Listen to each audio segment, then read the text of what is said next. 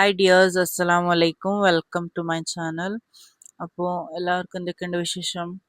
അപ്പോൾ നമ്മൾ ഇന്നുള്ളത് ബാംഗ്ലൂരിലാണ് കേട്ടോ. അപ്പോൾ ഞാൻ പറഞ്ഞിട്ടുണ്ടായ പോലെ ഹസ്ബൻഡ് ഗൾഫിൽ നിന്ന് വന്നിട്ട് നമുക്ക് എവിടെയും പോകാൻ പറ്റിയിട്ടുണ്ടായിട്ടില്ല ഡ്യൂ ടു മൈ ഡ്യൂട്ടി. അപ്പോൾ അങ്ങനെ ഇന്ന് ഒന്ന് കറങ്ങിയിട്ട് വരാമെന്ന് പറഞ്ഞിട്ട് ബാംഗ്ലൂരേക്ക് വന്നതാണ് കേട്ടോ. അപ്പോൾ ഫസ്റ്റ് നമ്മൾ BR അംബേദ്കർ മെട്രോ സ്റ്റേഷനിലേക്ക് വന്നു.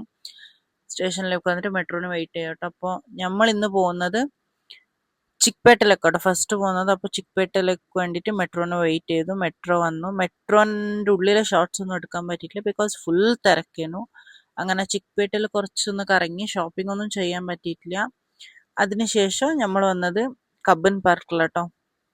അപ്പോൾ കുറച്ചേരം കബ്ബൻ പാർക്കിൽ അങ്ങനെ ഫോട്ടോസും വീഡിയോസും ഒക്കെ എടുത്ത് അങ്ങനെ കറങ്ങി കുറച്ചേരം അവിടെ ഒക്കെ ഇരുന്നിട്ടായിട്ട് അതിനുശേഷം നമ്മൾ പോയത് വിധാന സൗധേൻ്റെ അടുത്തേക്കാട്ടോ. വിധാന സൗധ എന്ന് പറഞ്ഞാൽ കർണാടകയിലെ state legislative assembly and secretariat എന്ന് പറയും. അപ്പോൾ നമ്മളുടെ തിരുവനന്തപുരത്ത് നിയമസഭ ഇല്ല, നിയമസഭാ മന്ദിരം, അതുപോലെ കർണാടകയിലെ നിയമസഭാ മന്ദിരമാണ് കേട്ടോ ഇത്.